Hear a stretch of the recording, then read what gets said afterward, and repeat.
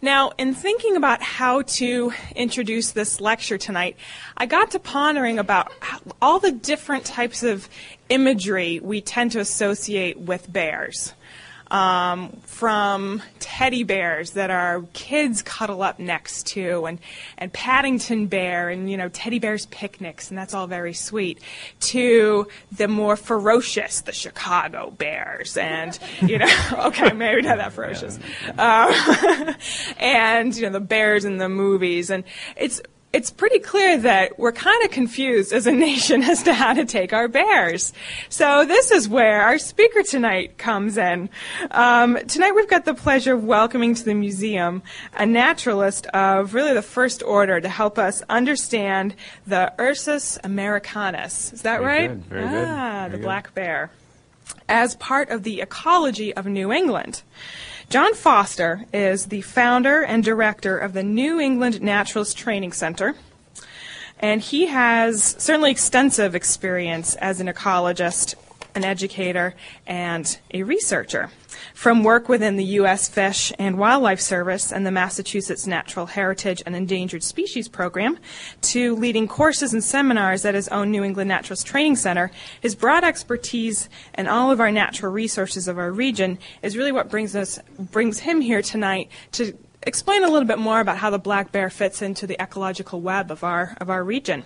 John's a writer, a teacher, and anyone who signs his correspondence, life is incredible, I think, should be right here, home here at the Museum of Science. So please help me welcome John Foster. Thank you.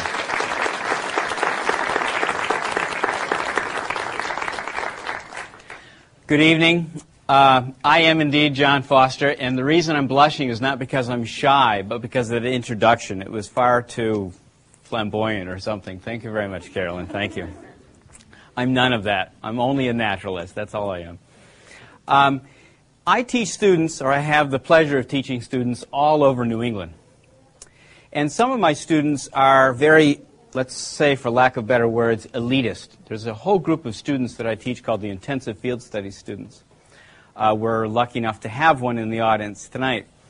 But they often have to go off and do homework, or better yet, field work. Some of it's very mundane, and some of it's very exciting.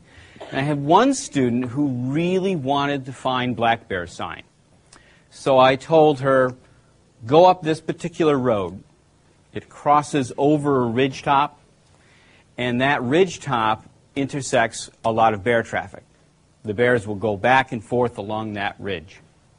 So I said, all you have to do, you don't have that much time to be out in the woods, all you have to do is walk up this road and look carefully for bear sign.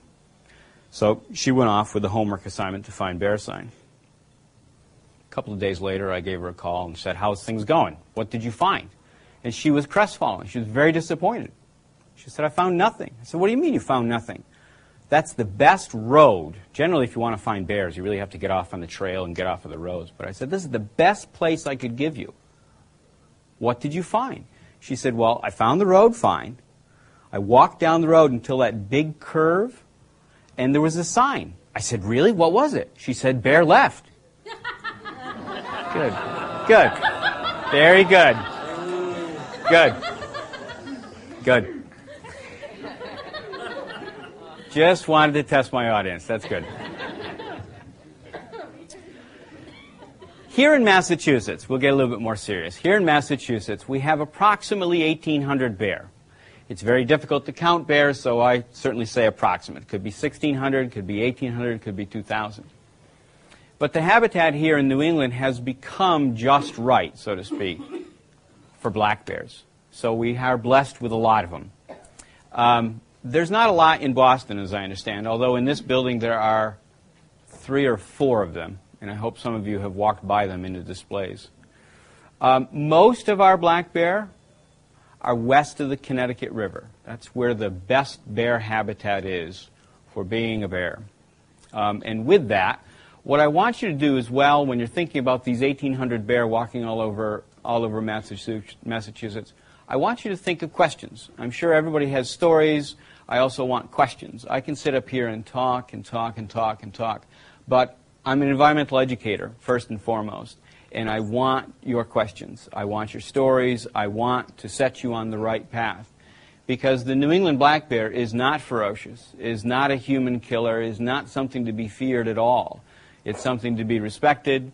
It's something to be observed and noticed for its beauty. I'll give you a little statistics to back that up. And I hope no one here has lost anything to bears other than a chicken or a beehive. But in the last 100 years, in the continent of the United States, the continent of North America, 23 people have been killed by black bear.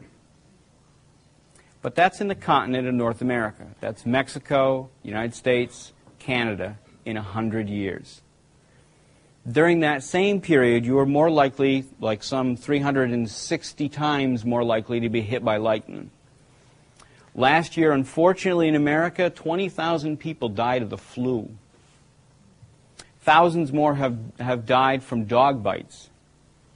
Your chances of winding up on the menu for a black bear is so small, it's nearly non-existent. Don't quote me on that, because I don't want your estate to sue me.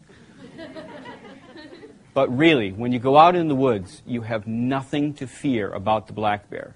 I spend hours and hours in the woods doing all sorts of research or just enjoying the nature. And the thing I fear the very most, the thing that scares me the absolute most, is not paying attention to what I'm doing and stepping on a ground bee's nest. That's the thing that I fear the most. So don't worry about black bears. I have a clicker. And that's forward. Bears are nothing but noble. They're nothing but agile. And I'm wondering if my AV guy has got the focus. Everybody see that okay? That's okay? From here, it looks terrible. There we go. Very agile. If the lights were less, it would be better. If the lights were less, it would be better.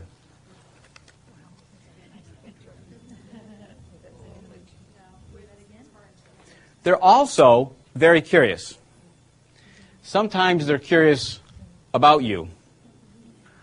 We are naturally curious of animals, and we kind of have an uneasy feeling when the reciprocity occurs, when they are curious about us.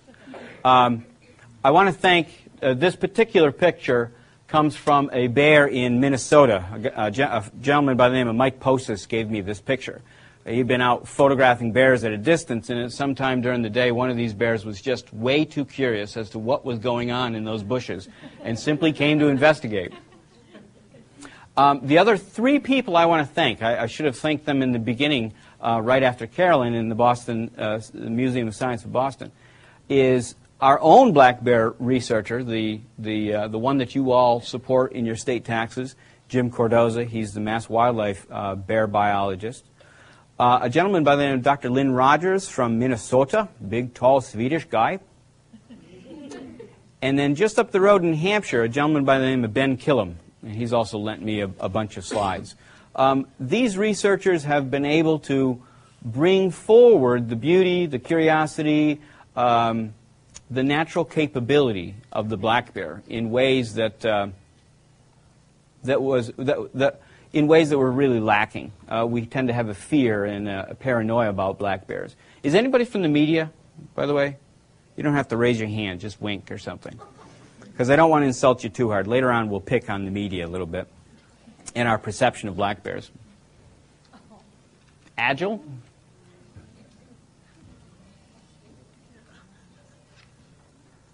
And that one's got to be focused. There we go. Wow. Isn't that a wonderful animal? Isn't that just incredible how it stands up on that rock? Big adult boar. These animals are not Yogi Bear. These animals are not boo-boo. They're fully capable within their habitat. They are agile, they are noble, they are curious. They're extremely intelligent. There are some researchers that say they border on intelligence levels of tool use, which of course has been reserved for us and the other primates.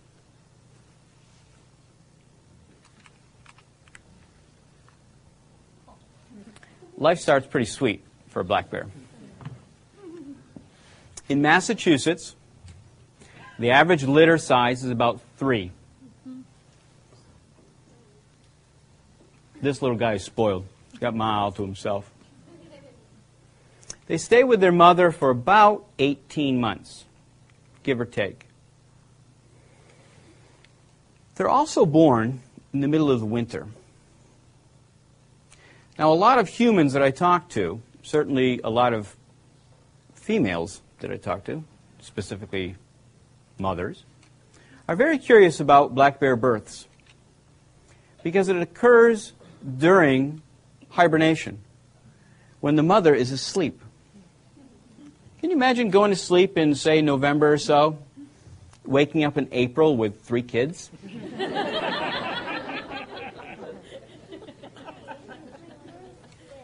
Human mothers are captivated by that concept. Unfortunately,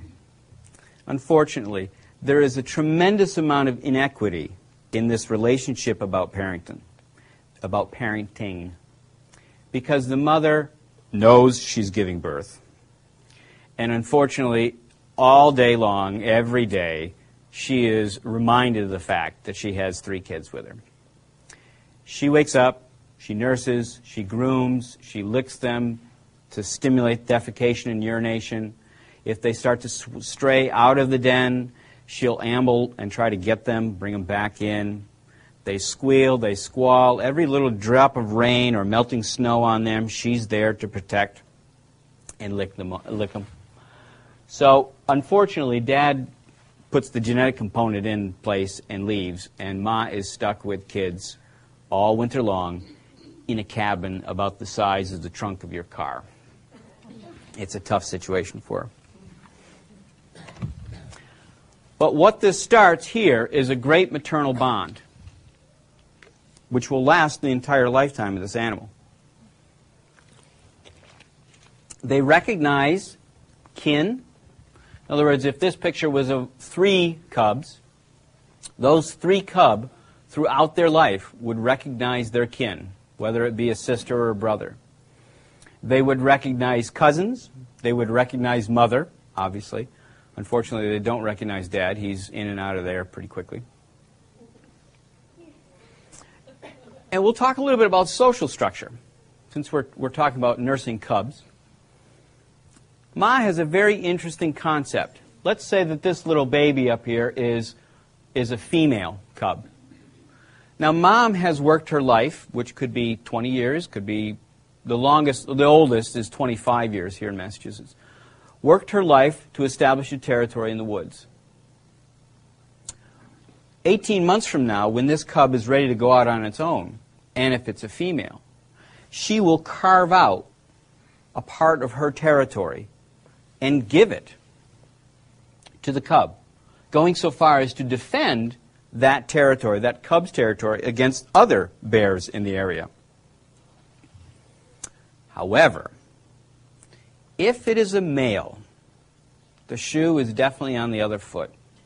If it's a male cub, at about 18 months, she won't be so nice to that little critter. She will tell it in absolutely no uncertain terms that you are not welcome here and to get the heck out of the Dodge. So, that sets up a problem for us. Remember, the great mantra of wildlife is that there is no wildlife problems. It's only human problems. If they happen to be breaking into your cabin and eating your food, it's your problem, not their problem, that the food is available. But these poor, let's say, orphaned male cubs are suddenly kicked out of their maternal range. Can you imagine how you'd feel? Remember back when you were 19 years old and your parents threw you out. Okay, some of you haven't left yet, but this cub wanders out of the home range and immediately finds another bear. This is good. This is great. That other bear has an established territory and promptly tells that other young cub, get the heck out of Dodge. So that poor bear has to wander further. And before too long, that cub comes against something that it's probably never seen before, which is an adult male, a boar bear. And that boar bear tells that young male bear in extremely explicit terms, stay out of my territory, get out of my face. So this poor cub wanders the landscape trying to find a home. And where does it go? Where there's no bears eventually. Because every bear it meets, it gets into trouble. So eventually it finds a place where there's very few bears to get into trouble. And that's our bird feeders, that's our dumps, that's our garbage, that's our campsites around campgrounds, where there's a lot of human activity. Most mature, well-established, let's say well-balanced bears don't want to hang around. So they kind of vacate the area. And these young male bears, think of an adolescent teenager bear, adolescent male teenager bear, finds a place and it becomes our problem bears, where it raids its bird feeders, raids our garbage, etc. But anyways, enough about the poor problem bear. They are so curious. So much of a bear is tied to its nose and to its mouth. It has an incredible sense of smell. It has an even better sense of taste. There is the tongue, obvious tongue, but then there are two other organs in the mouth. One called a Killam organ, which Ben Killam of New Hampshire discovered and got a chance to name. And the other one is the vomonasal gland. Many animals have this. Matter of fact, snakes kind of have something of the very similar thing. So a baby bear, in learning what is good, will watch what its mother's eating.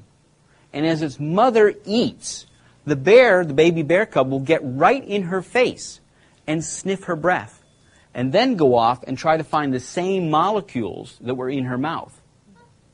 Now, think of the family dog, right? Family dog comes up to you and greets you, right in your face, licking you and smelling your breath. The same thing. Your family dog is trying to learn from you in the same way. The vomonasal and the Killam gland, they're very sensitive. As a matter of fact, the soft palate in the roof of the animal's mouth is very, very thin right there. So the molecules will literally be transferred from the mouth through the vomonasal gland and up into the nasal cavity. So these animals can read all sorts of clues from what they're simply smelling through the air, or better yet, will lick. I'm sure you've seen pictures of black bear with these big, long tongues. You know, sometimes they're kind of exaggerated. Well, think of a snake. Think of a snake with a big, long tongue. A snake flicks its tongue, and we are told it collects molecules from the air, brings the tongue back into the mouth, scrapes those molecules off, and identifies them. The bears do the same thing with their Killam gland and their vomonasal.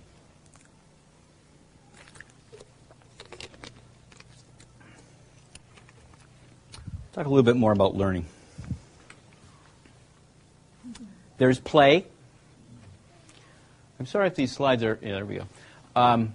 The automatic feature is apparently unautomatic here. There is play. They learn about climbing. There are the right trees and the wrong trees to climb. This particular tree, if you'll notice, the bark of the tree is relatively rough. So if you're a small little critter and you have weak limbs and small, frail claws, it's easier to climb it. Think of a really smooth tree, like a beech tree or a paper birch tree. If you're a little baby cub, that is a dangerous tree to climb. You may be able to get up, but you're going to lose your footing. And the mother bear will actually follow these poor critters around, pulling them off the wrong trees and trying to set them on the right trees. If any of you are landowners, certainly in New England, I want to stress an important tree that you should try to keep on your land. And thankfully, the particular tree is not terribly valuable in terms of mercantile lumber, so it's easier. But it's a hemlock tree. A hemlock tree is an extremely important commodity for a black bear, for the reproductive success, let's say, of a black bear. Because most hemlock trees, once they grow to a certain age, has very, very rough bark. and they get to be older, like 200 years old or so, and they have these kind of like, I call them witches' arms for limbs, very crooked and bent. And once they get to be that kind of state, they're very easy to support the weight of a sow or a cub. And these trees are babysitting trees. The mother will take the tree. They're big, but not that big. The mother will take the cubs to the tree and say, stay. I have to go off with your aunt, and we're going to go blueberry picking. You guys need to stay here. And somehow, through bear communication, the babies stay. Completely different than what happens with my son, but they'll stay. And it's a safety post for them. The trees are very rough. They can climb up there quickly. The branches will support them if they need to nap or stay out of the way of predators, or if they're scared and they just need to be up. Black bears like to climb when they're afraid. They like to get out of reach of whatever it is, so they tend to climb. Also with play, there is mock fights. This is brother and sister, and they are mock fighting. Now, these mock fights will last, these lessons learned will last them all through their life. How hard do I have to push to knock over a bear? They find out. What happens if a bear hits me in the face? They find out. Mock play is very, very important. We see it even in our young. As they grow, they mock play all the time. They're determining the level of their dominance, where they're at in the pecking order. Bears are the same way. But they continue to learn from Ma, as I said, about 18 months, 17, 18 months, kind of depends on things. And they will continue to learn throughout their entire life. An area that a black bear, now the black bear will live 20, 25 years. An area that a black bear has visited once, they will be able to find again. They have a tremendous ability to spatially think of their universe.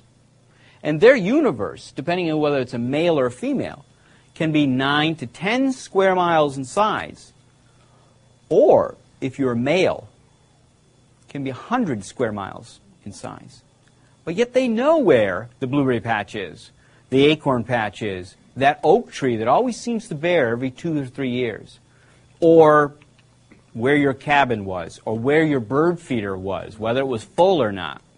Now, as a black bear researcher, I have plenty of black bear stories, but some of the best ones are the ones where I get egg on my face. It's nice to be humble. And my mother helped me be humble recently. She said, John, I've got a black bear that comes to the yard and knocks over the feeder. Incidentally, it was a Rubbermaid feeder. And the thing never broke the Rubbermaid bird feeder. So if, sales pitch there. And I said, well, Ma, just take the feeder in, but I want to feed my birds. Well, you got to make a balance. Bring the feeder in. Well, okay, when should I put it back out? Because after all, bears go into hibernation. Bring it in. Put it back out about November. So that'll be good. About November, they'll be gone. So come November 1st, my mother, November 1st, the feeder goes back out.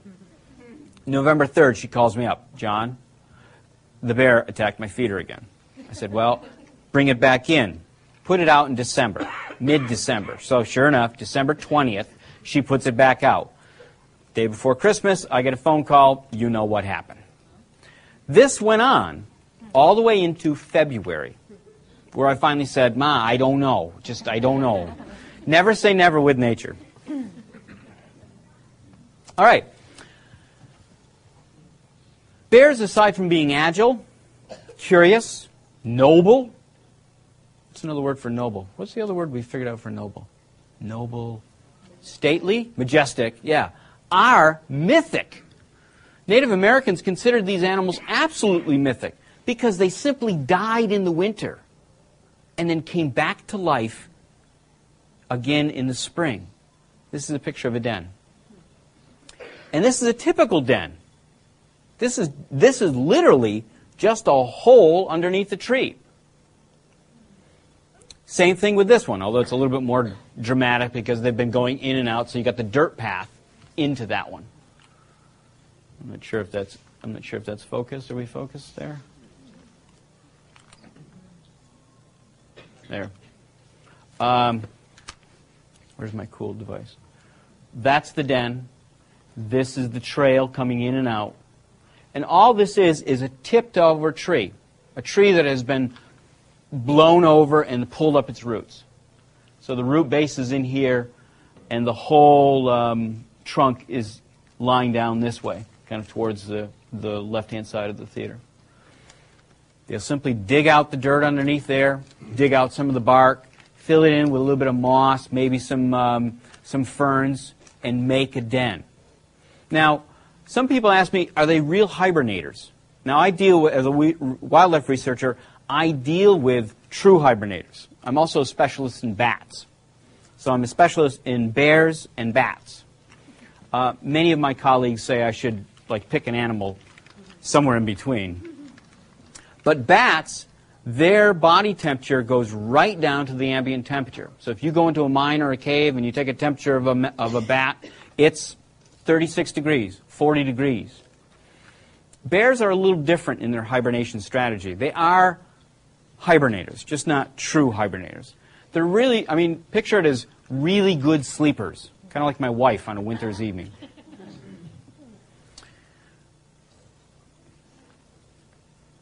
Their temperature in the summer is about 100 degrees, give or take. And in the winter, it's about 90 degrees. So they haven't lost much temperature. Respiration drops quite a bit. Heartbeat drops quite a bit.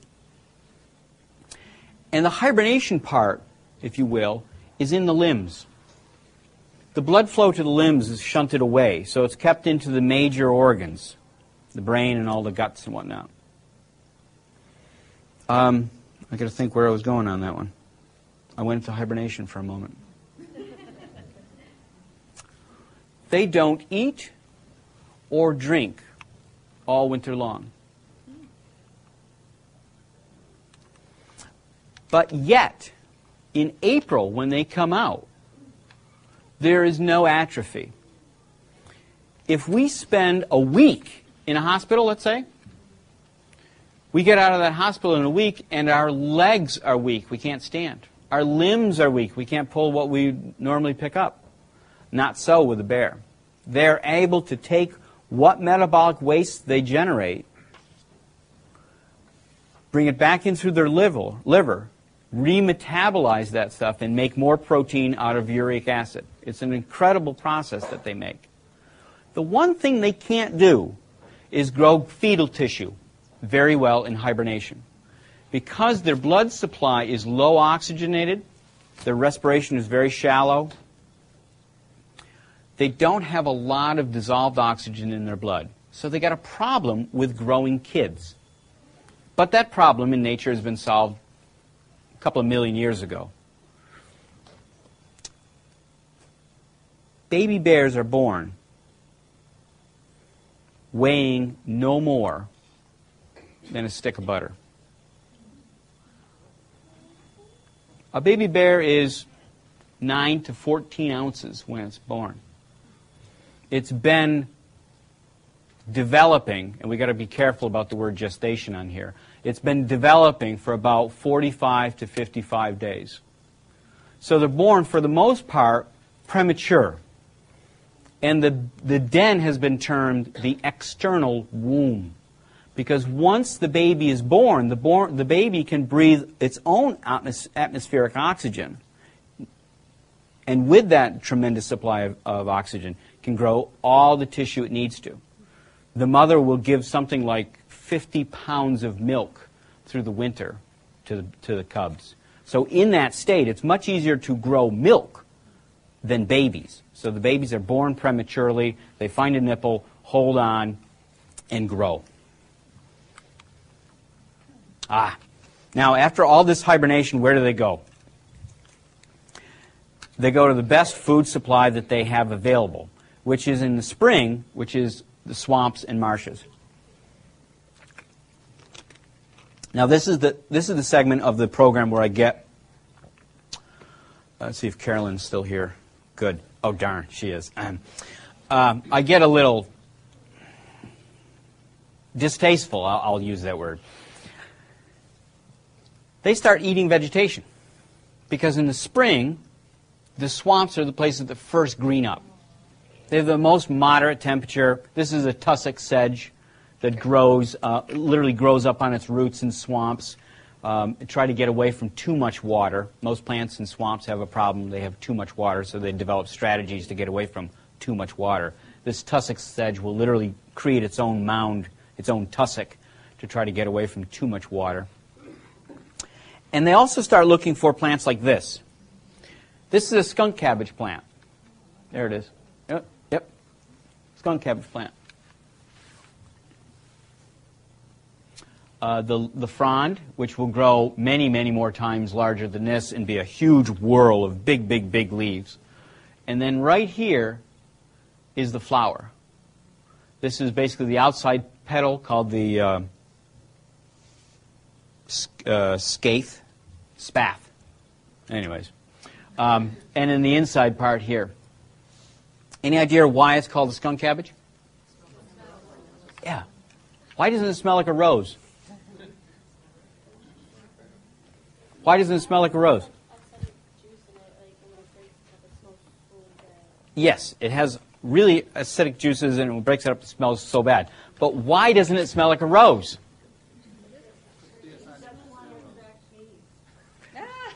That was close. That was close. The answer was it doesn't want to attract bees. That's kind of the answer. That's a real Boston answer. But it's the other side. These flower so early that the bees aren't out yet.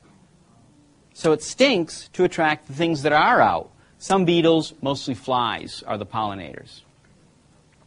Also, the reason that the bears, this is where I go indelicate. The reason that the bears love the skunk cabbage is because there's something called oxalic acid in this plant. And if you were to eat it, it'd be horrible. It's like eating your grandmother's pincushion. It's just this horrible, burning, prickly thing in your face. But, you know, bears eat bees and hornets, so they have no taste. But they eat this, and the oxalic acid, let us say, stimulates their digestive system. Because after all, they have spent months not eating. A little bit of discussion about the alimentary canal, if I can. The last food you eat in, say, December goes through your stomach, goes into the small intestine, gets to the large intestine. And for the most part, the large intestine's job is to preserve water. In other words, it sucks water out of whatever food that you've consumed and brings it back into the system. So the last bit of food makes it all the way into the large intestine, and then there's nobody else pushing it further on because you've stopped eating. So then the cecum simply does its job of sucking water out of it and sucking water out of it for a couple of months. So when you wake up in April and you need to start going to the bathroom again, you have what is called a butt plug in there. And you need to get it out. Plants like this, especially skunk cabbage and jack-in-the-pulpit, are also full of oxalic acid. They like to dig up the bulbs and eat those. All right. No digging on this one. This is very easy. There we go. Once the springtime foods are gone, there is another food supply that they do like to hit. Sometimes, economically, it's a very hard hit. This is an aerial view of a cornfield. And that beautiful geometric pattern that the farmer has put in there with the curves and everything, those are all rows of corn. And in these divots, all these big block divots in here, that's where the bears have been sitting eating the corn. And they hit it early in the year when it's called milk stage. You know when you get really sweet corn and you bite into it and it's kind of juicy? That's milk stage. That's the corn that the bears want. And they'll come in there, sit down, and pull stalk after stalk to themselves and strip it off. It tends to be a problem for farmers. And plenty of bears have been gotten into trouble with this. If the food supply, the natural occurring food supply, leftover acorns, maybe some leftover beech nuts from the year before, berries and whatnot are really plentiful. They won't bother the cornfields quite so much. But if there is a skip in the production of natural foods, they'll go where they can. They're completely opportunistic. That's why they steal your chicken. That's why they eat your bird feeder. A meal is a meal. Whether you've prepared it for them or nature's prepared it for them, they still go after it.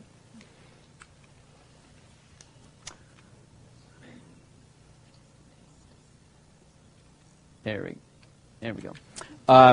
If you happen to be walking through the woods, certainly up in the highlands of Massachusetts, which is the Berkshire Plateau, from Chester all the way north into Coleraine, that whole western region of Massachusetts, lots of beech trees grow up there.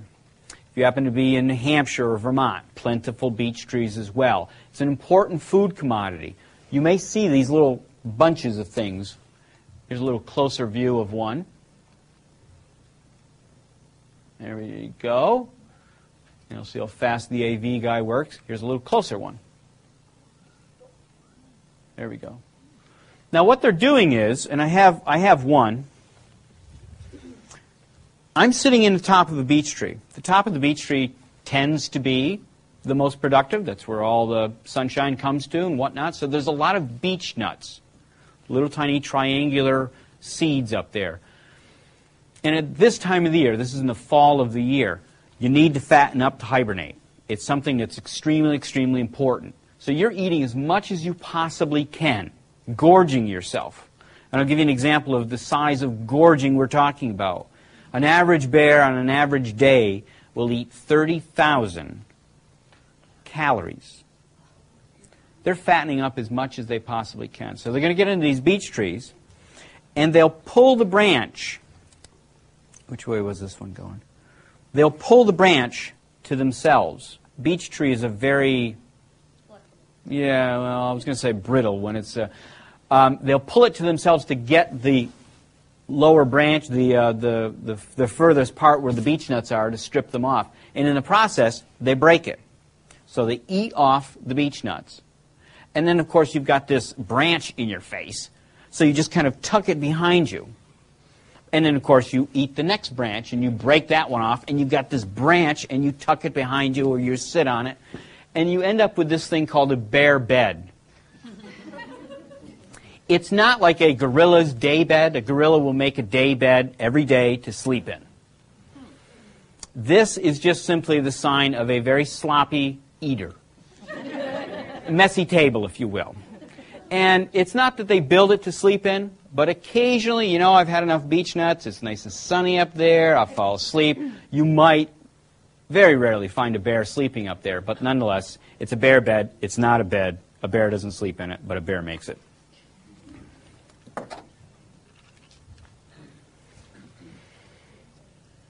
Okay, here's where I get to slam media. There we go. We started with statistics. 23 people in 100 years in the continent of North America. In other words, black bears don't really kill people. I mean, they certainly have killed 23 people, but the chances of you getting hurt are very, very low. A friend of mine who knows me as a wildlife researcher sent me an email. And the email talked about this deer hunter in Alaska.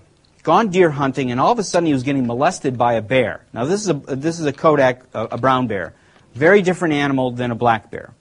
And when I say black bears are relatively harmless, those are black bears east of the Mississippi. The black bears that are west of the Mississippi have lived with their ornery cousins, the brown bears, the grizzly bears, so they're a little bit different animal. But anyways, this deer hunter was getting molested by a grizzly bear. He ended up shooting it.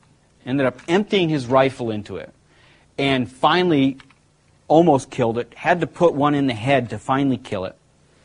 And when they autopsied the thing, they found the 7 shots of the deer rifle, plus 3 other shots from a 35, whatever the Magnum handgun is, from the hiker that the bear had eaten 2 days before.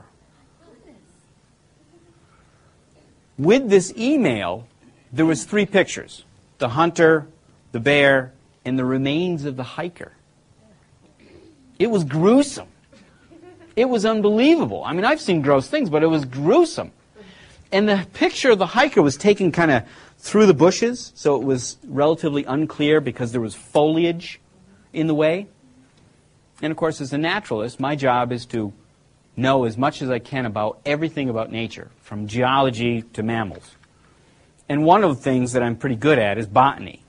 And I can tell a fern frond in a picture really easy. This happened in Alaska. The picture of the hiker was obscured by bushes. The bushes were were palm fronds, rather.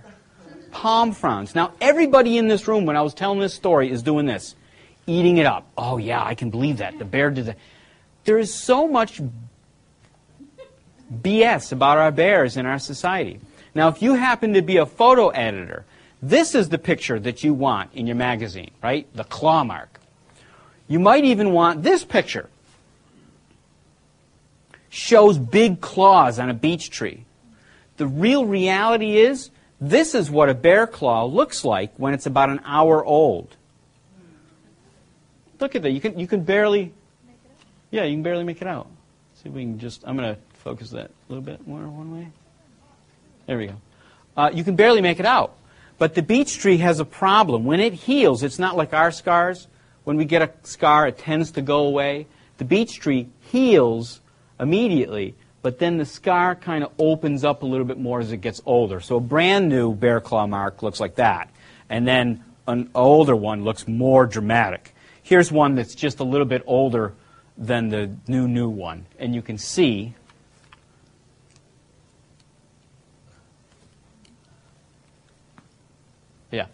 you can see this puffy spot here, right around the immediate scratch. That puffy scar is going to flake off, kind of a scab that flakes off and gets, so that scratch is going to look much more dramatic.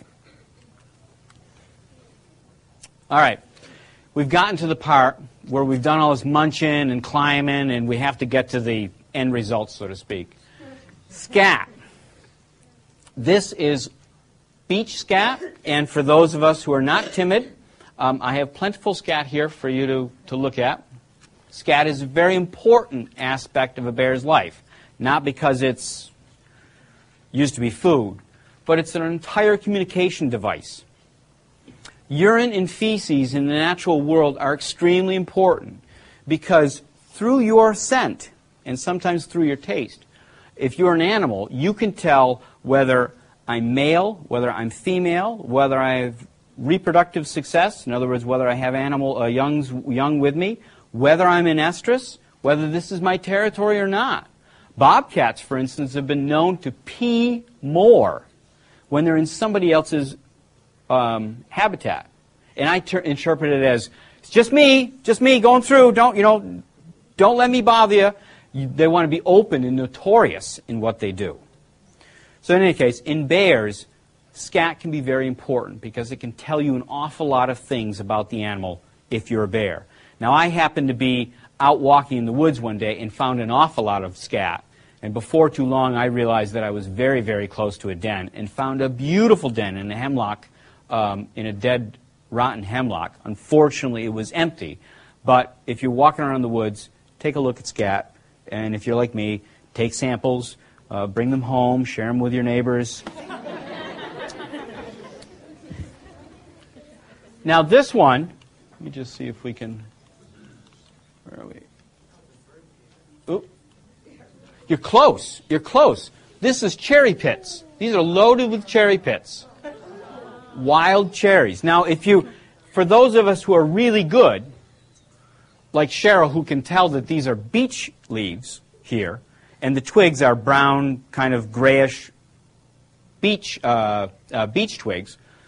Immediately, some of you are saying, wait a minute, that's cherry scat, and all the leaf litter underneath that scat is beech. That animal traveled somewhere other than here. It wasn't eating in this neighborhood. It was going somewhere and coming through that area. There was a chipmunk hole that I found. and a cherry scat just like this. The chipmunk had come up underneath the scat. Ew, yeah! Ew, yeah! However, it tunneled right up underneath the bank. You know, it had to just go out of its burrow, grab a cherry pit, because every one of those cherry pits is filled with food. Open it up and eat it. It was great. All right, I want to talk about something near and dear to my heart, which is sex. Let me qualify, I'm sorry. Bear sex. No, let me qualify it even further. The reproductive strategies of black bear. There we go. All right.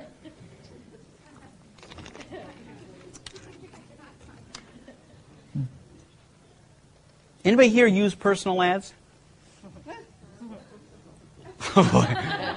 Cowards, chickens are all married. I don't know.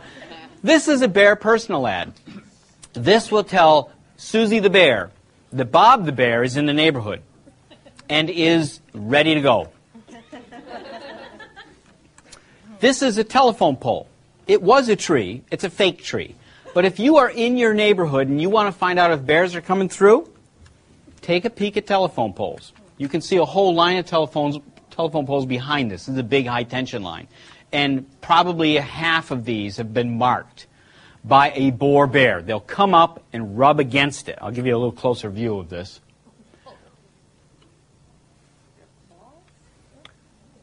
Not with their claws. They do a lot of work to get these marks. This is the last segment of the personal ad.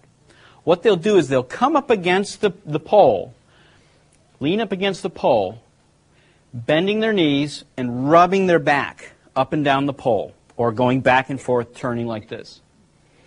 Now, the oils that are in their skin, secreted from the sebaceous glands, are what's called low volatile large molecules. In other words, they stay there for a long time. They don't wear off. So Susie the bear has a bunch of time to get to this telephone pole to sniff to see if Bob is there. Now, Bob wants to put a time stamp on this so that Susie the bear knows to either wait around or not. So Bob the bear will reach over behind his shoulder and bite the tree, in this case the fake tree, the telephone pole, with its canines. The motion is thus. Reach over and bite. And with these canines, pop off a little bit of the wood. And by doing that, also get saliva on the wood. That's high volatile, small molecules that evaporate quickly. They'll stay there only for a day or so. So Susie the bear will come in and know, Bob is really close by. I better lay down a scent trail myself to let Bob know that dinner is waiting for him.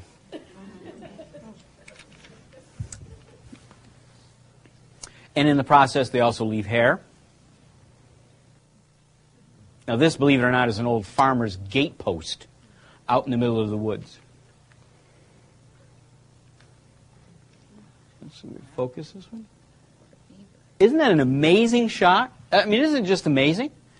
This was taken in Monterey, Massachusetts, in the middle of the woods. I am stunned every time I see this picture. This guy has no hair and no hat on.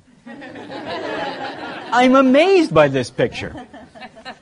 Apparently, some personal ads work better than others. And this one's been worked an awful lot, to the extent that this pole needs to be replaced because it's going to, one of these days soon, fall over. The bears have nearly cut it in half by chewing on it. Here's another one. I've been showing you fake trees, all telephone poles. They use a wide variety of marking trees, the males, and to a certain extent the females as well. In the mating period, the males tend to be doing the marking like this, to really let the females know that they're in the area. They'll use, this is a paper birch that you can see they've clawed, and they've done a little differently. They've clawed it, almost hugged it, and then rubbed their neck and their face on it to get the oils from that way. Another tree that is really, really common to use is red pine. They love red pines. If you don't have any telephone poles in your neighborhood or wherever you're out bear looking, go look for red pines. they will single out a red pine. In other words, if a red pine isn't very common in the area and there's only one or two in acreage, they'll find that one out and beat the snots out of that tree. Spruce trees, striped maple, sugar maple to a lesser extent, trees that tend to be aromatic. In other words, I'll bite a piece off, and that will advertise my presence just because I smell fresh wood. Let's get this focused. All right. This picture tells an awful lot as to why bears are here. This is my competent assistant. This is my 9-year-old son. But he's in amongst a relic of the farming era, when this forest was a hayfield. And beyond him, you can see a well-rotted stump of a tree. This area had grown up with trees, been cut off, and now they're growing back yet again. The forests of New England, and certainly the forests of Massachusetts, are here back in strength and size enough to support our bear population. We were introducing bears and then planting wild cherry trees and planting beech trees. It all happened magically all by itself. One last thought. Bears are put on a little backwards. Or maybe we are. If a bear looks down, see if I can do this. Here.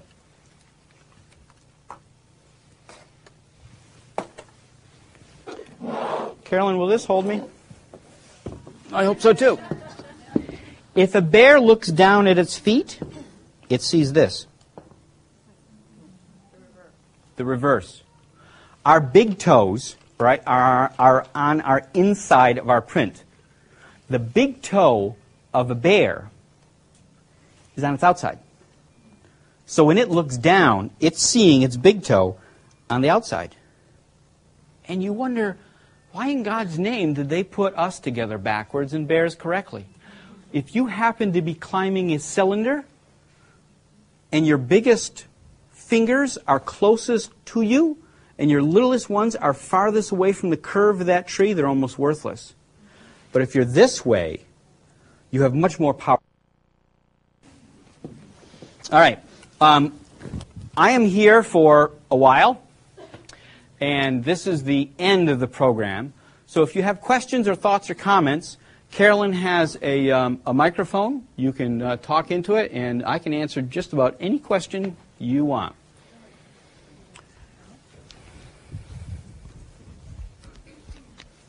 Hi. Hi. I'll start off, I've talked to you before, but I'll start off with my question. I'm going to be camping alone for 4 days in silence in bear country. So my questions are, and should I just give them to you? Yep. What is the courteous way to behave toward bears? Can you hear me? Yep.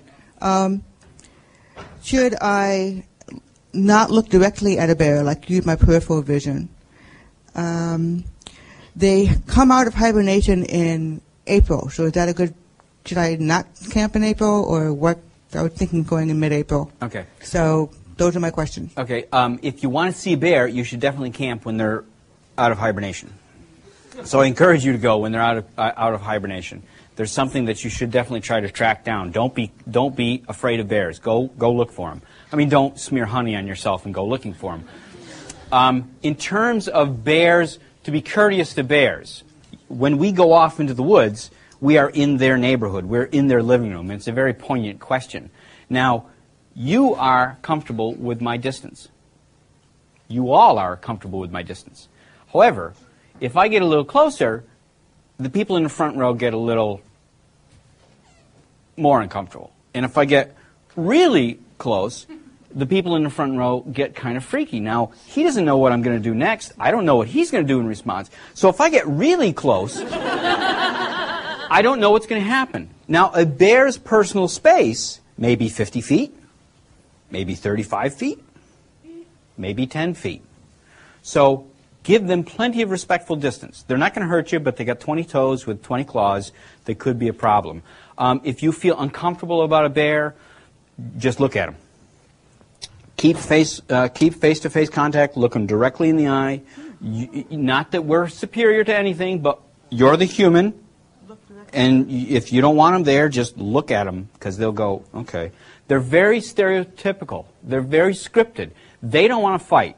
Even more than you, they don't want to fight. Because in the real world, they're going to get hurt. If they get hurt, they die.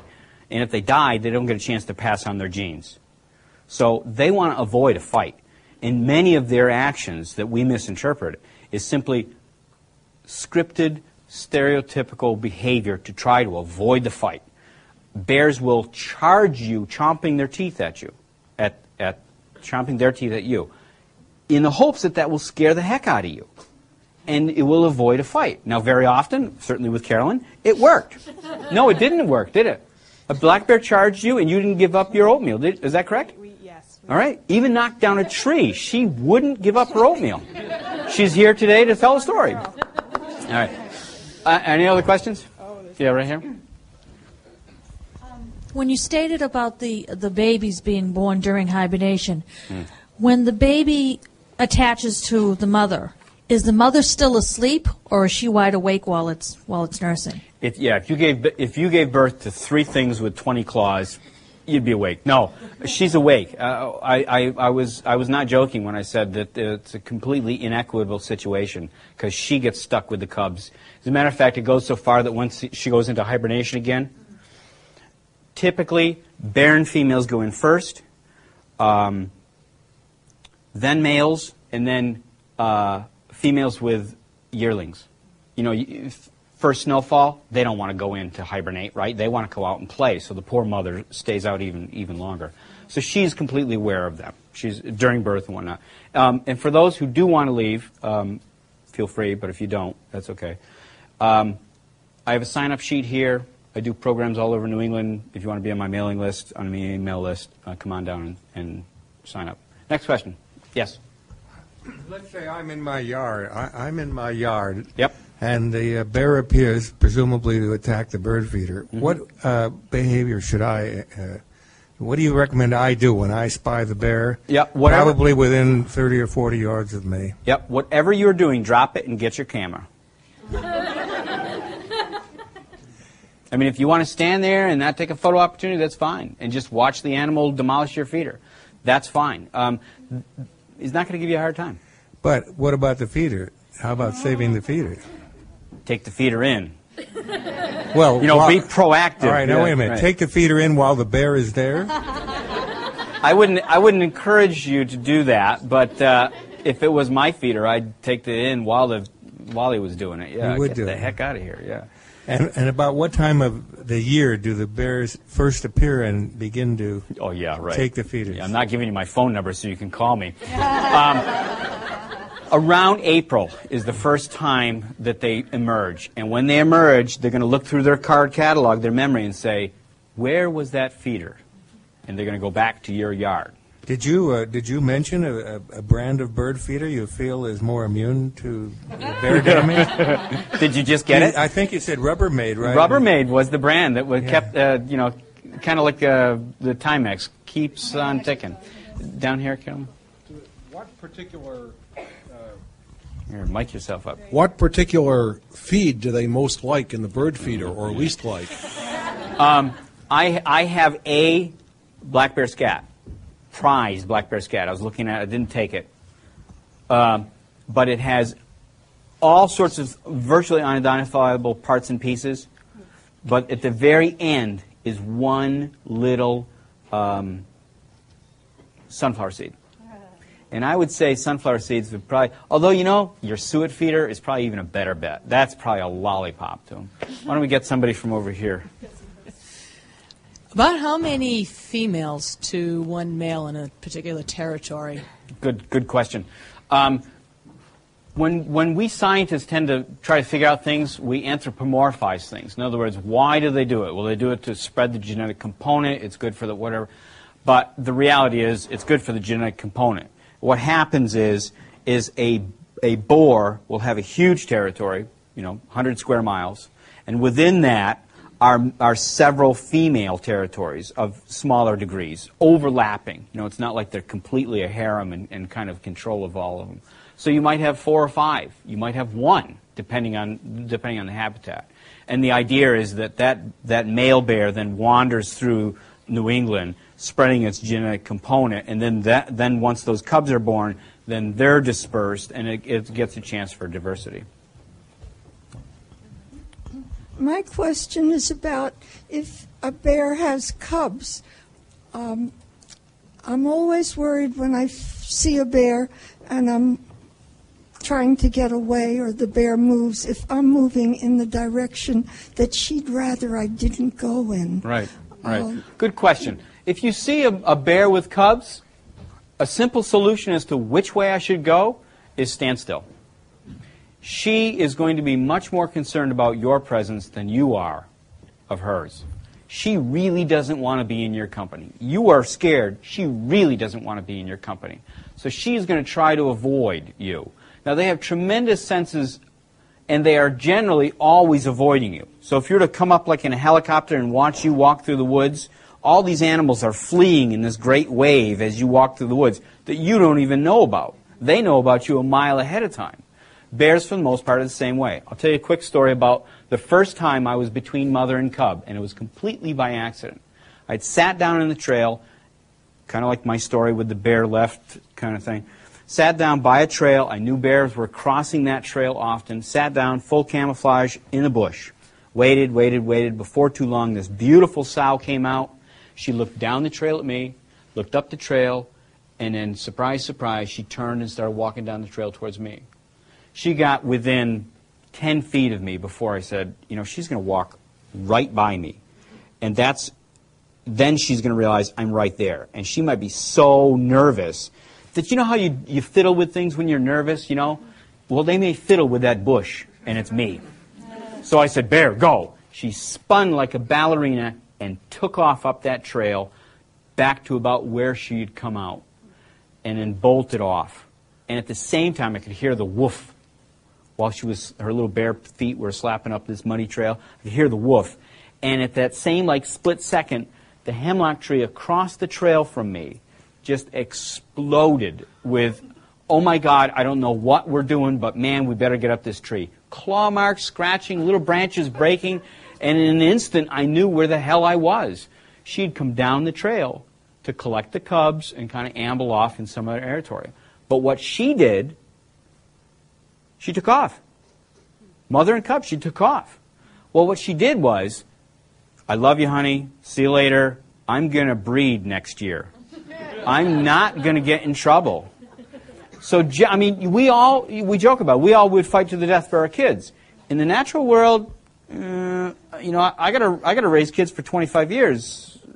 Maybe I'll take a summer off without them. That's okay. Couple questions in the back. Yeah, go ahead. Is the population of bears increasing or declining? In Massachusetts, increasing nicely, about 10% a year, 9 to 10% a year. So we're getting more and more. Pretty soon we're going to be exporting them to Boston. Anywhere you want there. This may seem like an unusual question, but I go camping quite often up in New Hampshire. I have never seen a bear on the loose.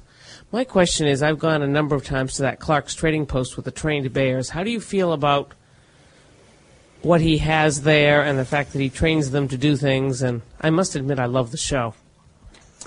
I've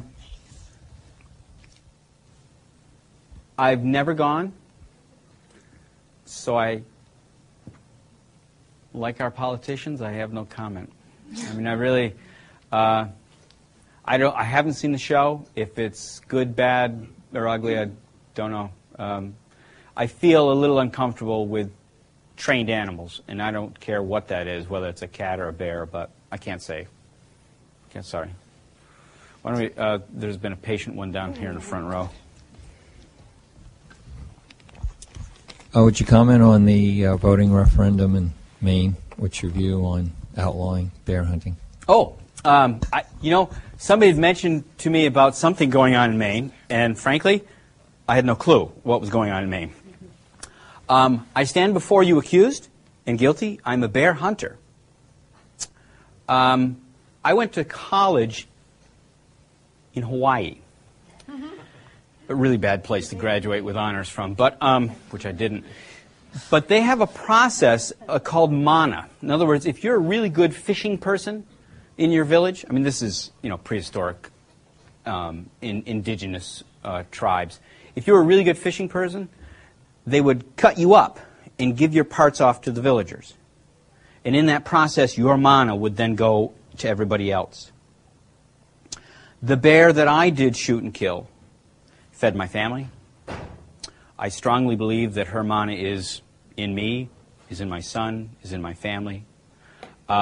She is literally present with me now and has traveled all over New England. I have nothing wrong with hunting. How it's done, in the spirit of it, I do. And we can get into the whole philosophy situation, but I mean, essentially, life takes life. I do not believe, however, that hunting effectively stems the population as a management tool. I don't think hunting is that popular here in the East to be able to say, yes, we can control the population. We can put a good dent in it, but it's always going to increase. I guess that's my comment. What's the story of the bear behind you on the table? Bear behind me on the table. This one is a museum skin. This is not mine. This was borrowed from the University of Massachusetts at Amherst, who gives me a key to the kingdom.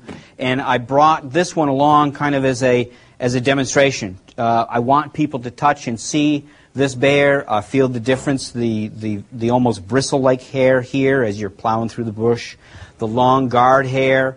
Another question I do, especially with kids, is what color is a black bear's hair? It's really brown. That's the story with this one. How about we take one more question? On this side for a while. Could you please give some examples of possible tool use by bears? What is suggested to be? Yeah, the possible tool use is the advertising. These. That's tool use. I'm using that, if I'm a male bear, to attract a female. I'm also using, there's a few images that I did not put in, where what I will do is put signposts. If I'm a bear and I'm walking into an area that I'm unfamiliar with, I will literally lay down, figuratively, sorry, a line of breadcrumbs so I can follow on the way back. Or if I know I'm going to go to that area again, I'm going to lay down these figurative breadcrumbs. And what I'll do is I'll break branches, snap them. They'll come up to small spruce trees, climb up in the top of them, snap the top off, and that aromatic scent, I can smell that, and I'll know, okay, that was the way I took. That's the best one. And we can, if people afterwards, once this is officially over, if people want to talk to me, please come on in. I'm here all week. I flew in from the East, whatever, yeah. Great. Well, thank you very, very much. Thank you.